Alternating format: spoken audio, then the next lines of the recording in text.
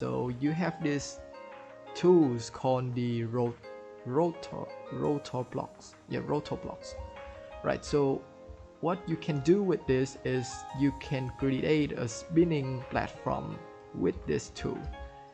As you can see right now, it's not actually moving because there's no power to it yet. But as soon as you place this block right underneath it, it will start moving. But make sure you do it like this. Yes, you do it like this. There we go. You see, it starts spinning. So this is the rotating turntable, and with this you can create very challenging chords. Depend on how you can apply it to create different type of chords. So basically, if the player stand on it, they will be forced to move to the direction which this is spinning, and so it make it a bit harder to jump from one platform to another. So why did I tell you to place it like that,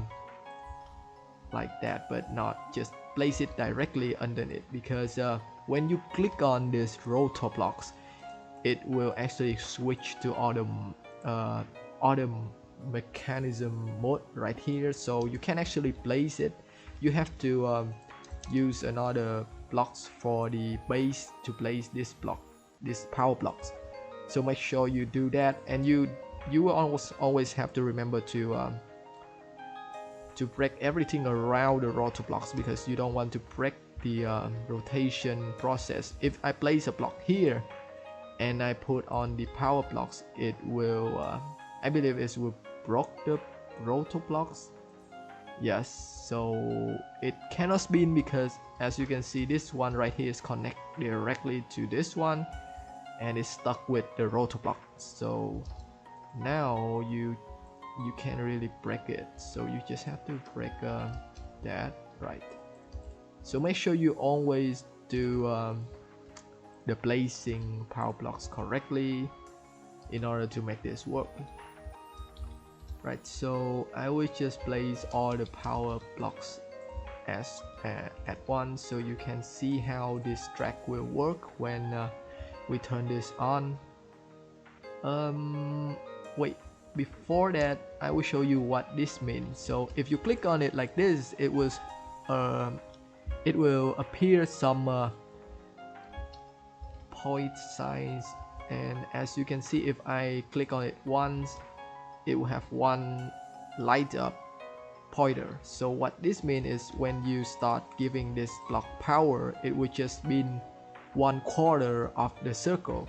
So if I place it here, it only spins 1/4 of the circle, right? So if I set this to 2 light up pointers, you already know what it does, right? It's been half of the circle and it stopped. So just for the sake of this tutorial, I will try that out as well. So it's been 90, no, not it's been 90 degrees. No, it's been half a circle and then it stopped. It's been yeah, it's been half the circle. So you can always do that if you want to, but as you can see, it just stopped when it's finished the process of the setting you put on right here. So you don't want that to happen in Parkour Max. You always want it to move around, so you have to reset it to its original mode, which is this side right here, and it will spin on forever as long as you have the power blocks beneath it. So yeah, right. So one more thing you could do with the rotor blocks is you use the range. The range from the first section I already mentioned. The range can do a lot of things, and one of which is to adjust the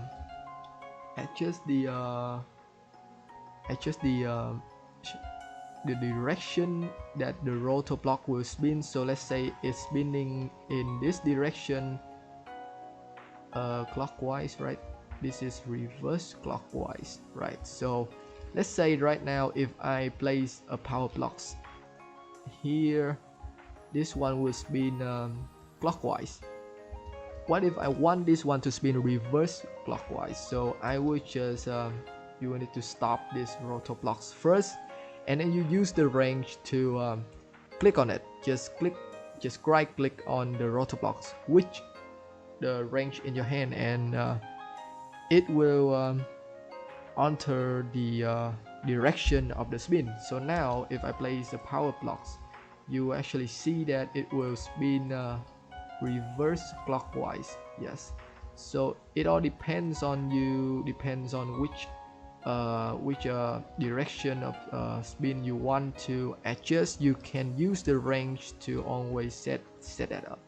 So let's say I do it like this, and now after placing these blocks, you can see we have a step of spinning turntables, and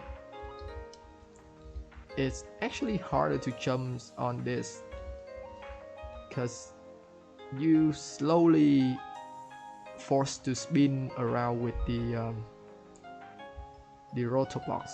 So you have to always balance yourself and try to time it right and jump to the next location. So there we have a basic rotating turntable tracks, and you can always be creative with building these tracks.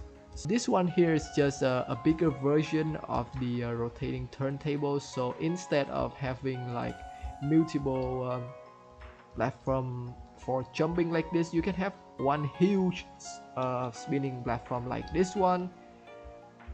And this is not the best example. I have the Phone Guys map in mini world download already, so I will show you guys why is it the best example for today's section in a minute after we go through all of these. So as you can see, the bigger the platform is, the more you will be affected by the spinning force of the rotor blocks. So right now I'm dropping out of the platform.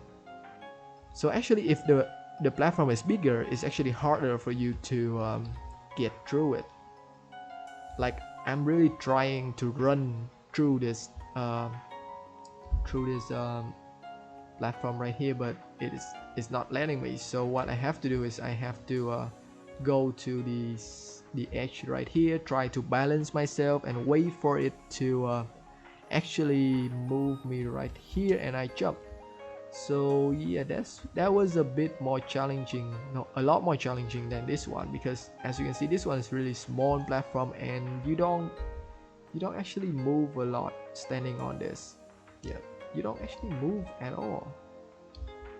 Wait, yeah, so you actually want to build this as build this bigger than this one right here, because this one is just a very basic one that I make for the tutorial. So you want to do something like this one right here, maybe not just one but multiples of this giant rotating turntable, and people will have to master their parkour skill to get through it.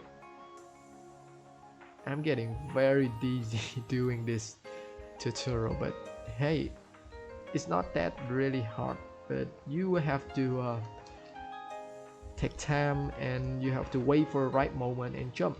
So for these rotor blocks, you can make different type of challenge for your parkour course, not just spinning platform like this, but it's also like trap like this.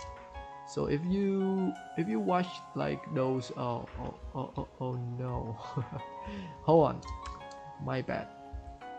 Now I have to break this. There we go. If you watch show like Wipeout, you will know that they have some kind of machine like this, like they would just spin around and they will push you off the track if you don't pay attention to them. So we can also do that in mini world. It's just a bit different how the mini world mechanism and force work, but hey, it's still the same thing. You have this rotor blocks, and now you're not placing it upward but you're placing it like this to actually create a like a, what do you call the I don't know what to call this, but hey, I will show you what it does. So we place the power blocks here, and it kind of interrupt your parkour jumping process if you do not time it right like this. You will get you will get pulled away by by this mechanic arm right here. Can I actually get through this? Wait. So I can, but it's not easy. So if I get all of this turned on like this and this, right, so now we have like a very challenging step right here. Oh wait, so you actually want to change the direction of this one right here. Why? Because you want the machinery arm to actually pull the player off the track. So if they get pulled this side, they will go here, and if they get pulled this one, they will go down here. So you switch the direction of the spin and you place the power blocks again. There we go.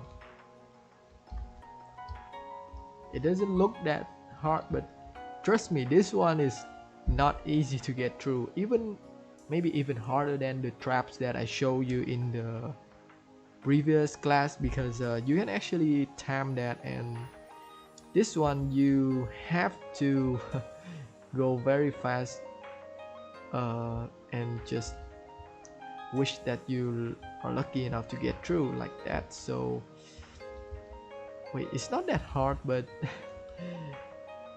it depends on luck. You don't always get through that easy, but hey, it's a fun mechanism you can pull off in mini world using the rotor blocks. Right, so now if you think that that's everything you can do with the rotating turntable, well, nope, there's one more thing you can actually do with it. So as you can see right here, all of this rotating turntable, they all have the same speed, the same pace of spinning. So if you want to change this, you actually can, and what you will need to use is I forgot what it is called. It is the resistance. Yeah, the resistance. Let's put it here. So let's test this out. So let's say we have this right here. Wait, maybe like this, and we place the button here. Yeah, so this is the normal speed, the normal spinning speed of the rotor blocks. Now let's try to add in the resistance and see if it's any different. Right, so the this here, and you place yeah, oh wait, it does work like this. I have no idea why it didn't work on the first try, but now it's actually worked like this. So now we can see that it actually slowed down the spinning speed of the rotor blocks. It's actually a lot slower than this one right here. So maybe you don't want to make the course as challenging as let's say as this one right here. You can slow it down by adding the resistance block, and you can actually add up to 4 resistance blocks. So I don't know how slow it is if we add in all 4 of the resistance block, but I'm pretty sure it would still spin just not really fast. Let's see if we put in 2 resistance. Oh my god, that is really slow. It is even slower than this, as you can see. So 1 resistance will slow down the speed. I think it slow down half of your speed, your spinning speed. I'm not sure, but if I remember earlier, we have the range, and when we use the range on this resistance, it actually give us a number. So let's say this is 7. No, we can use it on this. This one is 3, 7. Right. It doesn't actually say anything about the range and the number on this resistance. Yeah, it doesn't actually say anything about the numbers, so I think you just need to know that if you add 1 resistance, then the speed will maybe not half slow down, but like a quarter, like maybe 30% less than the normal speed. Yeah, I think that is the case. So now let's try and add in 3 resistance and then 4 resistance. This one is 3 resistance right here. Like I said, you cannot actually place any blocks with the rotor block, so you have to create another base and then place the block on that new base you create. So now we have 3 resistance. We use the switch again. Damn, that is barely moving, but it is still spin, but that is really slow. Alright, so now we know that even if we're trying to make the power source more powerful, it still go at the original speed of the rotor blocks, and it's also the maximum speed of the rotor blocks. So you can actually slow it down, but you cannot speed it up. Right, so there we have the resistance, and to be honest, I don't see a lot of parkour maps apply the resistance, because with this speed right here and this one right here, it barely affect you or affect your parkour gameplay experience at all. But just put it out that it is also something you can do to the rotating turntable mechanism. Alright, so like I said, I will show you how to do custom blocks by yourself and put it in the rotating turntable inside of your parkour map. So if you go to your maps and you click on it, you will see this icon right here. Click on it and you will go to the plugin menus. So this is the plugin menus, and what you need right now is a block. So you click on the blocks tab, you click I need to create a new one, but now I will need to select an existing block template that actually work on the rotor blocks. So we have a sand block here. As I said, the sand block will always work with this power mechanism in Minua. So now I can use that again, maybe use some different blocks this time. Custom block 1.1, there we go. So now it should work. Now it should work. Yes, just some block will be able to conduct electricity or power source through it. Right, so this should work because it based on the sand blocks. So if we go ahead and turn this on, it still doesn't work. What am I having it wrong? Let's say if I put wait, it's turned on. I put a block right here, put this one up here, and now I turn it on. Right. I need to confirm this and show you guys.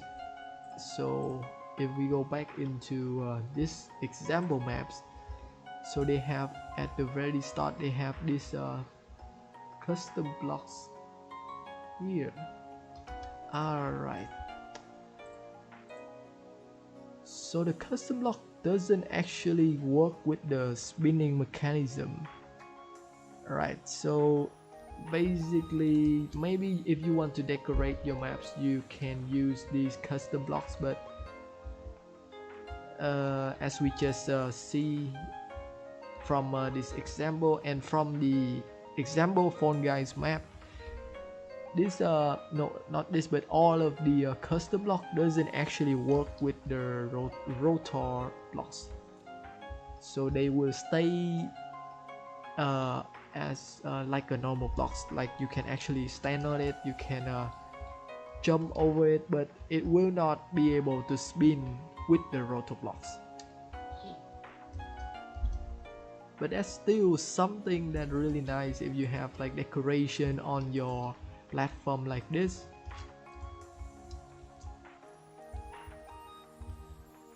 It looks nice. So maybe if you want to decorate your parkour maps, you don't always have to include like pixel art or some like nature views. You can always have custom blocks. I myself use custom blocks a lot because I build a lot of them, so maybe you should try and build some yourself, then you can use in different types of maps, not only parkour but to decorate different types of map. So there we go. So I made a little ducky spinning platform.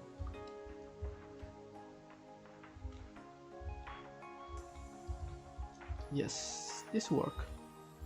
So like I said, you can always add in custom blocks like this. You can set up the motion for the custom blocks, like this eyes motion that I have here. You can do different stuff, but that will be another like tutorial that you need to go through. So for this one, now you know how the rotating mechanism in Miniworks work. You know how to use the rotor blocks, you know how to add in the resistance, and you know how to build to add in the custom block to your parkour maps. We pretty much go through halfway of our lesson today with only that. So make sure you apply these in your mini learning camp parkour maps for the event, because these are the most essential like point earning element that the player will go through and judge your maps based on this. Well, not judge your map, but like they will have a better experience if you use some of these custom blocks to decorate your maps. Definitely will look better, a lot better. So let's go out again. As you can see, these are the you call them the archer skeleton from the underworld, and I placed them all over the step right here. So why are they here? Because they are going to prevent you, no, not prevent you, but make it more challenging for you to get through this very easy step. So if you don't have if there's not, if there aren't any monster here, you can see this step is just very simple. You can do it without sweat. But if I turn to the play mode right now, you will see what these monsters are for and what will they do to make it harder for you to get through this track. Right, so okay, what's happening? Oh, so they are shooting, but for some reason I cannot see the arrows. Wait, that's weird. Let me check. Let me quickly check. the blocks I used was this one, right? So like I already mentioned in the first class, you have these two invisible block right here. The white one will block everything. It will block people, it will block creature, and it will also block like throwing like objects. While this blue one will block people, creature, but it will allow, like you can see, this arrow cannot block bullets, arrows, and other projectiles. So I use these blue blocks for the objective that these skeleton archer will be able to shoot me, but for some reason the arrows that they shoot, oh wait, there is the arrow, so the arrow actually get through the blocks or not. I'm not sure how I mean, I did die, which means that they actually can shoot me. So maybe I would just try and jump here. Oh god. Let's try that again. Maybe there's nothing wrong with it yet. Okay, I'm dying. So as you can see, if I just stand still, I will get shot right away. So if I stop jumping for a second, the arrow will actually hit me. Sometimes it will push me off the track, and sometimes I will just die because of the burning effect. So either way, it is a lot harder when you have a monster on the tracks like this compared to when you just jumping through a normal track without any monster. And I die again. Right, so now you know what the monster are for. Let me tell you why we need to place these invisible blocks. So the invisible blocks is to prevent the creature to fall off this platform that they are standing on. Let's say I don't have these invisible block here. As you can see, the creature will be able to move around, and sometimes they will just fall off the platform that we set out for them, like this. Well, I push him on purpose, but you know that at one point he would just jump down himself, right? So you need to have these wait, on second thought, let me just quickly get rid of this guy, because from the very first class I already told you that if you have a lot of creature in your parkour maps, you will have a slightly worse gameplay experience due to lag and stuff. So I want to get rid of all the creature if I don't use them. So like I said, now you have these right here. It will prevent the creature from getting out of the platform you set for them. Why I didn't place it like this? Because although these blue invisible blocks allow bullets or arrows to get through them, the blocks will actually block the creature view. So if you place it like this, the creature will not be able to see you at all. Even though they can shoot through the blocks, they will not be able to see you at all.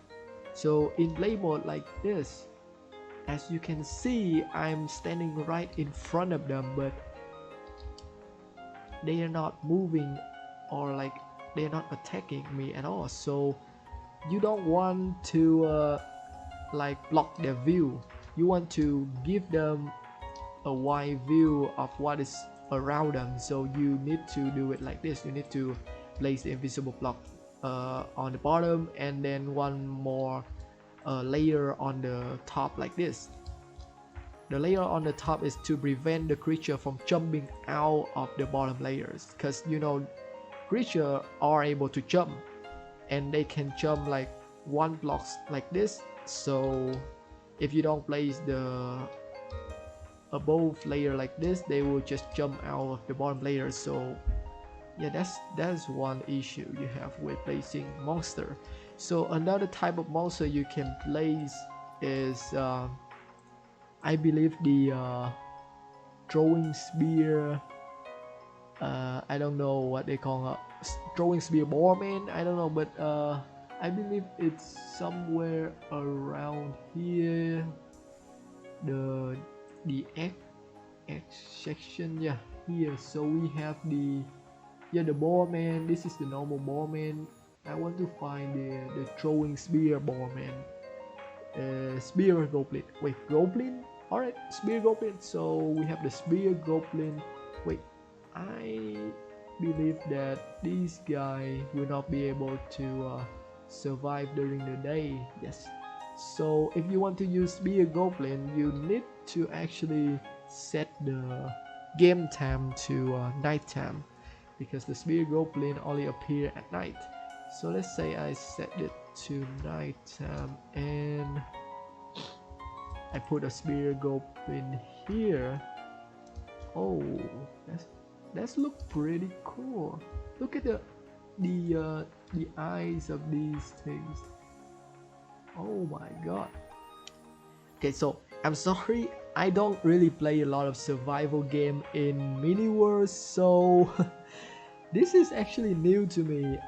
I don't usually see these guys like up close like this. I know a lot of you guys plays a lot of like survival mode, and this is normal for you guys, but for a person who rarely play the survival mode of Mini War, this is actually pretty cool for me. Like, look at this. Oh, right. So I will replace all the skeleton with the boarman spear, and we will see how that works. So if I'm remember correctly, the spear will give you more damage, but it will not include any burning effect. And yes, it will also push you off the platform if you are not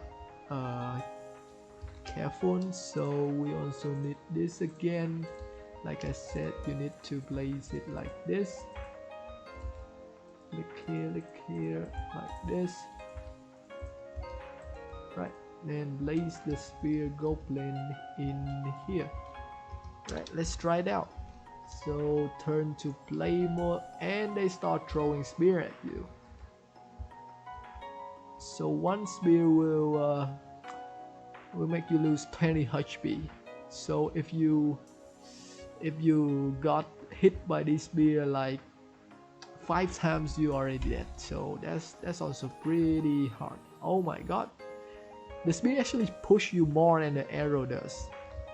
I got pushed really hard. Right, so let's try and go through this. Oh my god, I swear I never did something that is the best performance of parkour that I ever did. I never did something like that. I just got really lucky that the timing of their throwing, the attacking movement of these goblin is actually slower than my movement, so I just got lucky. Just point that out. I don't really have any parkour skill, to be honest. Right, so now if I turn into daytime again, the goblin should just disappear as soon as they see the sun. Although I don't play survival, yes, I do know some basic knowledge about survival mode. Yes, they just disappear by themselves, right? So that is the two like creature you can actually use in the parkour monster track building. Why can't you use other like creature here? Because these creature only have close range attack, and you want to place a monster that actually have a long range attacks for this to work. So we have these like spider, we have a bully, and like all of these creature doesn't have a long range attack, right? So we only have, keep in mind, we only have the spear goblin and the skeleton archer. Where is it? The skeleton, the surfer archer. Okay, the surfer archer, right? So now what I want to show you is how you can create like monster by your own. Like you can create any type of monster, and you don't have to use the archer, skeleton, or the spear goblin for your parkour maps. You don't even need to place these if you create your own monster. So how can you do that? How can you create a monster that actually stands still, that actually shoot you, and have like a very scary look? If you want something scarier, you can do it. So how to create a monster that looks pretty unique in your parkour maps? Like if you use the skeleton or the spear goblin, you will see that all of the parkour maps already have them, so you want something different. So first of all, if you cannot build a monster like models or a monster character by yourself, then you should go to this screen right here. You click Y on your keyboard, or you go to the which side is it? Is it this side? No, wait, is this side right? Nope. No. I'm not sure how you do this on the phone, because I don't use my phone for meal a lot. So if you click Y, you see this menu, and you go to the gallery more resource here, and you will see there's all type of modeling. These are all from different players from mini world. They've already built it for you, and you just need to download it, and you can use it in your parkour map. So what you will do next is go to the plugin menus one again. So like say you click on your maps, you click on this icon right here, and it will take you to the plugins menu of your maps. Okay, I will put out another code right now. Yeah, there's a lot of mini beams in these codes. You guys should definitely use them. Right, so I will put out a new code. Get ready, and wait, where is it? Oh, there it is. There you go. Maybe I will put it somewhere for you guys easy to see. There we go. Right, so just a minute for you guys to put in the code, and then I will show you how to create your own monster figure for your parkour maps.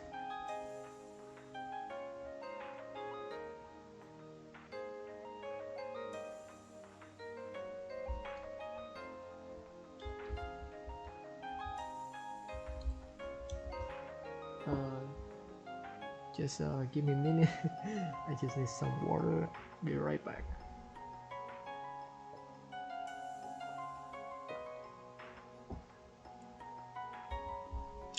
Okay, so I hope that you already entered the code. I will move it slightly down, no, up here, so it won't get in the way of the tutorial.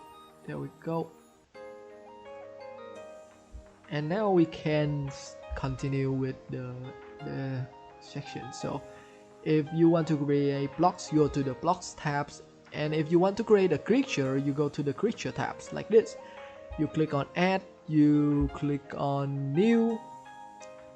So you can either create a completely new creature, or you can create a creature from an existing creature from the game. So now in this case, you want to create a new creature from the very start. So click on this, you click on the plus sign, and there you have a completely new creature base, like a setting base. So the first thing you want to do is you want to give it a name. So like a Parkour monster. Yeah, I think that's a good name, right? So you can either turn the name on or just turn the name off.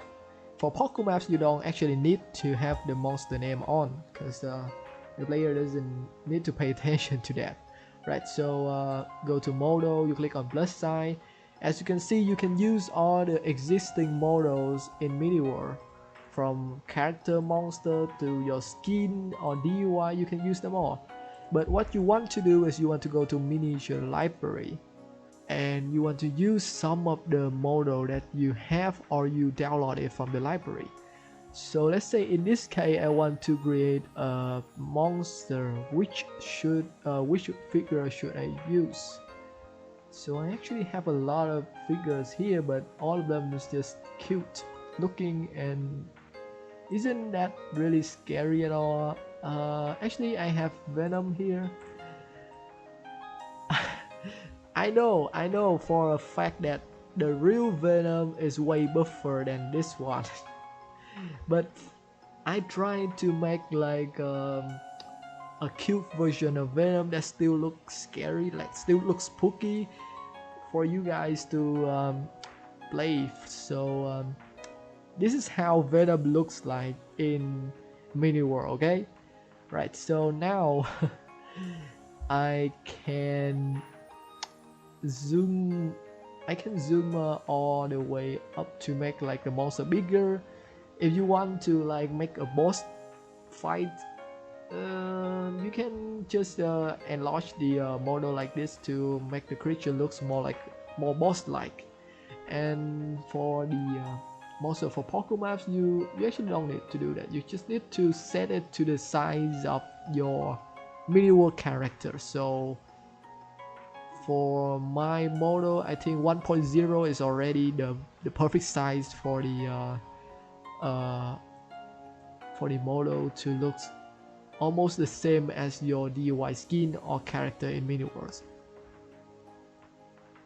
Right, so moving on to attribute. For HP, for health, you want to raise it as much as possible because you don't want the monster to accidentally die while shooting you, or while shooting your other player who plays your Parkour maps.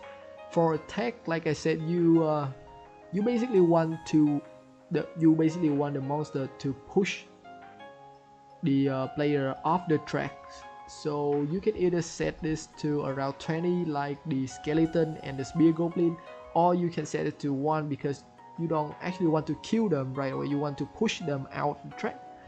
So for this example, I will just set it to 1 because I want to push the player off the track instead of killing them. This is one setting you need to pay attention to. The movable, you need to turn it off. So now your monster will not move by itself and it will stand at the spot that you put it on. So you don't need to place invisible block to prevent them from moving anymore. Right, so all of these down here, you don't need to bother about this. Go to battle, you will see the attack range and the view field. So these are two different things. The view field is how far the creature will be able to see you and chase you down. When the attack range is the range that the creature will be able to start attacking you. So ideally, I think that you should set both of these to 6 for Parkour maps. I think ideally it should be 6.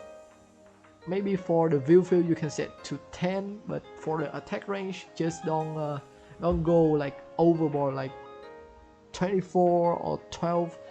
I think 6 is ideal. We will test it out in a moment. Right now, let's just leave it at 6. For attack, you need to turn it on for your monster to be able to attack the players. And so we will need to change this from melee to remote. Yes, remote. I don't know why it's called remote, but it should be range attack. It's mid-range attack. And now you choose the projection. You can have arrows. You can have X, like energy pulse arrow. You can even use rocket. I mean, you can use anything for the throwing projection of the monster. So in this case, I will just use normal arrows. Right, so passive attack, you can change this to automatically attack. You should change this to automatically attack. What passive attack means is that once you start attacking the monster will attack you back. But in a parkour map case, you want the monsters to start attacking as soon as it see you going on this the track. So change this to automatically attack. Alright, so these right here you can add attack effect in. Like if you want to burn the player, you can turn this on. You can select burn. If you want to freeze the player, you can select this. Like it's just an extra effect you can put in the monster ability. But for this example, I won't have this on. This one you don't need to bother. For advanced, you also don't need to bother about this because we already have everything we need. So just leave it as this. Interaction, no. Alright, we just save. And make sure you click on it and you click on add, because now the monster will be in your parkour maps. Right, so now you go in the game again.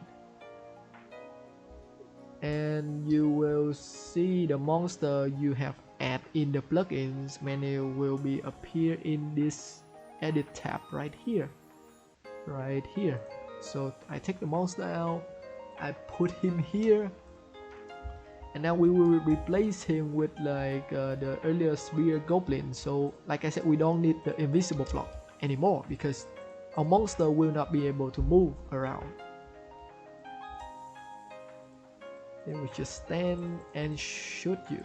Right, so now we will place venom on this spot. That's one venom, that's two venom, we have 3 and 4 venom.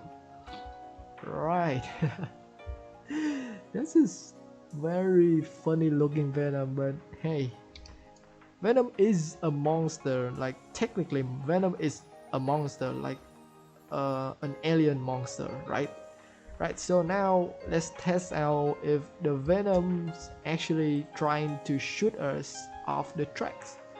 Right, so change to play mode, and the venom start looking at us right away. But like I said, the venom will not attack you until you reach the range of the attack range that we set up. So if I go here, there we go. So as you can see, the ideally range for this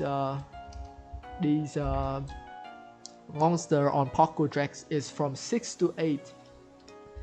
If you want the monster to shoot you before you actually jump on these platform, you will set the attack range to 8.